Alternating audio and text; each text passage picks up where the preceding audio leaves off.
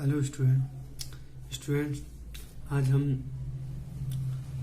Population and samples के बारे में जानने का प्रयास करेंगे।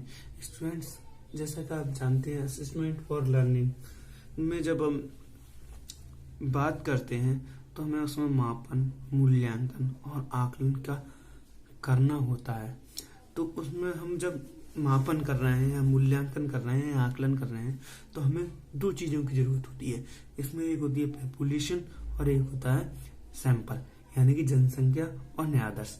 जनसंख्या को जब हम साधारण रूप से हम बोलते हैं कि जनसंख्या, तो जनसंख्या का अर्थ सभी लोग पॉपुलेशन यानी कि सामान्य पॉपुलेशन से बात कर समझते हैं। जैसे भारत की जनसंख्या कितनी है, 132 करोड़ कहते हैं, या पाकिस्तान की जनसंख्या। इसका मतलब वहां उस जनसंख्या से नहीं है, क्योंकि हम असेसमेंट फॉर लर्निंग का अध्ययन कर रहे हैं। तो ये जनसंख्या थोड़ा अलग है, जहां पर हमें आकलन करना है या मूल्यांकन करना है। तो वो क्या जनसंख्या है उसके बारे में हम अभी समझेंगे। पहले से देख लेते हैं क्या है। आकलन की दृष्टि से जनसंख्या और न्यायादर्श दोनों का महत्वपूर्ण रोल है। अतः मापन, मूल्यांकन व आकलन करने के लिए दोनों की पृष्ठभूमि अलग अलग है, इसलिए पहले दोनों का अलग अलग अर्थ जानने आवश्यक है। सबसे पहले हम जनसंख्या या पॉपुलेशन का अर्थ जान सकते हैं। क्या है? जनसंख्या को हम समग्र भी कहते हैं, पॉपुलेशन और यूनिवर्स। क्लियर? हम बात करते हैं, मैंने जैसा कि अभी आपको बताया कि हम जनसंख्या को जैसे ही बोलते हैं तो सब लोग क्या सोच सकते हैं, जनसंख्या मतलब क्या है, भारत की जनसंख्या है, उत्तर प्रदेश की जनसंख्या। तो इसका मतलब वो नहीं है। उसका मतलब क्या है ये देखते हैं। जैसे अनुसंधान है, अनुसंधान मतलब कोई रिसर्च कर रहे हैं या किसी का मापन कर रहे हैं या किसी का मूल्यांकन कर रहे हैं। तो अनुसंधान के क्षेत्र में जनसंख्या का अर्थ समग्र के अर्थ से भिन्न होता है। कैसे? जनसंख्या का तात्पर्य चयनित समस्या से संबंधित संपूर्ण जनगणना की संख्या से सभी प्रकार, चाहे वो गलत बोल गया मैं, चयनित समस्या से संबंधित संपूर्ण इकाइयों के निरीक्षण से होता है। कहने का मतलब क्या है कि जनसंख्या का अर्थ क्या है भाई, कोई समस्या थी, मान लीजिए हम कॉलेज में हैं, हम ये कॉलेज में जानना चाह रहे हैं हमारे यहाँ क्या चल रहा है। बीएड है, बीए है, बीकॉम है, बीएससी है, बीबीए है, बीसी है, ये हमारा कॉलेज है। इस कॉलेज में बहुत सारे स्टूडेंट्स हैं। हमने देखा कि स्टूडेंट्स में जो हमने जनसंख्या देखी कि लड़के जो हैं फील्ड में जाकर शैतानी करते हैं या दंड मचाते हैं। तो हमारे लिए जनसंख्या क्या हो गई? कॉलेज की जनसंख्या से मतलब नहीं है, केवल लड़के जनसंख्या हो गई। मान लो हमारे बीएड है, बीएड में मान लो 100 स्टूडेंट्स हैं, 100 में से लड़के कितने हैं? 70 हैं। तो 70 जनसंख्या हो गई, ना कि वो 30 वो गर्ल्स हैं। तो समस्या किससे थी? हमें लड़कों की उद्दंडता ही तो नापनी थी या उनकी वो थी तो नापनी थी। तो वो जो 70 थे वो क्या था? हमारा समग्र यह जनसंख्या। इसी तरीके से जो भी बीए के लड़के हैं या फिर बीबीए के हैं, वो बीसी के हैं, चाहे वो बीकॉम के हैं या बीएससी के हैं, उनकी सभी लड़कों की वो जनसंख्या हो गई। समस्या क्या थी? लड़कों में। इसी तरीके से हम लड़कियों की बात करें कि लड़कियां अपने खाली समय में फील्ड में अंताक्षरी खेलती हैं या कुछ भी शैतानी करती हैं, तो केवल लड़कियों का ही हम आकलन करेंगे। तो वो केवल लड़कियां समस्या क्या कर रही थी? लड़कियां। तो लड़कियों को ही हम समग्र मानेंगे, ठीक है, या जनसंख्या मानेंगे। ऐसे एक उदाहरण के रूप में जैसे न कहा, जनसंख्या की संख्या से सभी प्रकार के पुरुष, स्त्री, बच्चों का लेखा जोखा तैयार किया जाता है। जबकि शोध की जनसंख्या में, मैंने क्या बताया, जबकि शोध की जनसंख्या में, शोध हो या मापन हो या मूल्यांकन की जनसंख्या में, एक विशिष्ट समूह के समस्त व्यक्तियों को सम्मिलित किया जाता है, वह सजातीय होती है। क्लियर? बात समझ में आ गई भाई? हम कह रहे हैं कि जनसंख्या में तो सभी आंख है, चाहे स्त्री हो, चाहे पुरुष हो, चाहे बच्चे हो, चाहे कोई भी हो, मगर हम क्या कर रहे हैं, जब हम कोई मूल्यांकन कर रहे हैं या मापन कर रहे हैं या आकलन कर रहे हैं या शोध कर रहे हैं, उसमें क्या है कि कोई विशिष्ट समूह होगा। कौन सा विशिष्ट समूह होगा? जैसे हम कहें कि ग्रामीण बच्चे जो होते हैं उनमें स्टेमिना ज्यादा होता है, वो भाग दौड़ अच्छा कर सकते हैं, तो ग्रामीण बच्चों ही हमारे क्या होगी, जनसंख्या। शहरी बच्चे नहीं आएंगे उसमें। क्लियर? समझ में आ गई जनसंख्या।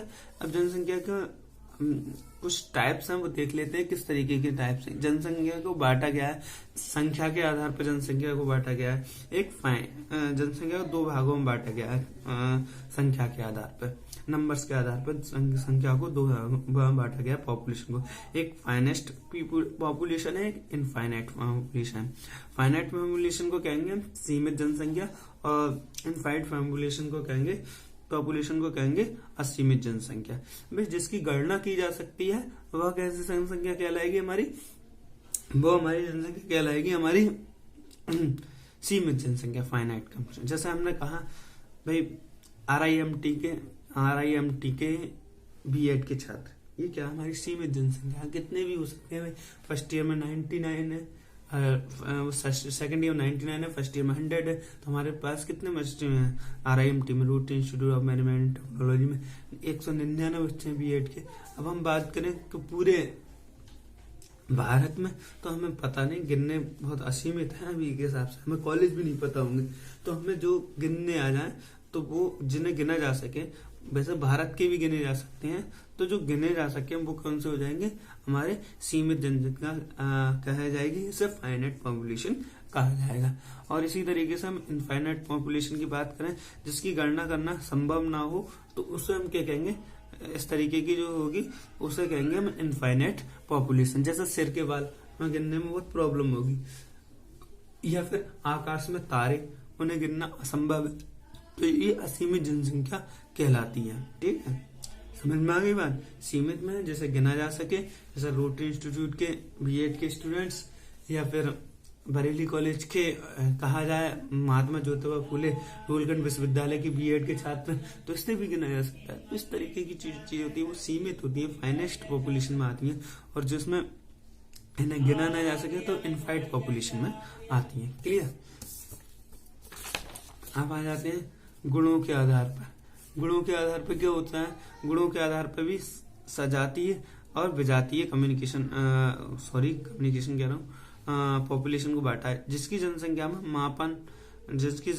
में संख्या गुण का मान प्रत्येक इकाई के समान हो, तो वो क्या होगा, सजातीय होगा।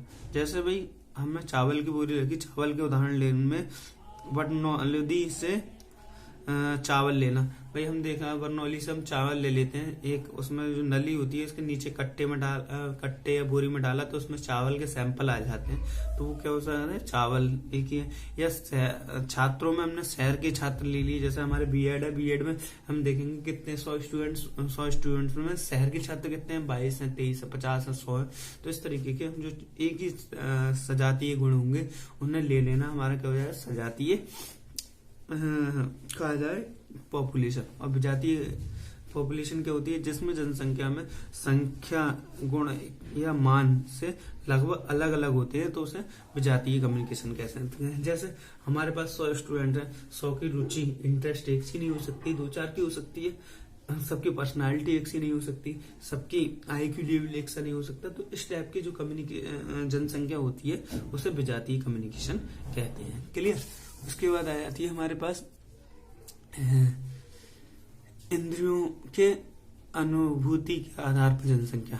इंद्रियों की अनुभूति के आधार पर जनसंख्या पॉपुलेशन दो तरीके की होती है, वास्तविक जनसंख्या और काल्पनिक जनसंख्या। वास्तविक जैसा कि नाम से स्पष्ट है कि वह जनसंख्या जो वास्तविक रूप में होती है उसे हम कह सकते हैं वास्तविक जनसंख्या, और जो वास्तविक रूप में नहीं होती है उसे काल्पनिक जनसंख्या कह सकते हैं। जैसे हमने देखा, जैसे हमारे कॉलेज में के ग्राउंड में गुलाब के पौधे, हमने कॉलेज में देखा कॉलेज में गुलाब के पौधे लग रहे हैं, हम उसे गिन सकते हैं, चाहे एक दिन में चाहे 1.5 दिन में। हम क्या है कि भाई ये तो हमारी वास्तविक जनसंख्या हो गई, गुलाब के पौधे हमारे कॉलेज में कितने हैं, 100 होंगे, 500 होंगे, गिन लिए जाएंगे। अब हम क्या है कि काल्पनिक कि इस पूरे विश्व में गुलाब के पौधे, तो इन्हें गिनना पॉसिबल है, कतई पॉसिबल नहीं है। तो इस तरीके की जो वो होगा जनसंख्या, उसे काल्पनिक जनसंख्या कहते हैं। अब हम न्यायादर्श के बारे में जान लेते हैं। स्टूडेंट्स, न्यायादर्श होता क्या है भाई? जो हमारी पॉपुलेशन है, हमने कहा कि हमारे पास ही बहुत सारे लोग होंगे, ठीक है, ये पूरे भारत के लोग होंगे, ठीक है।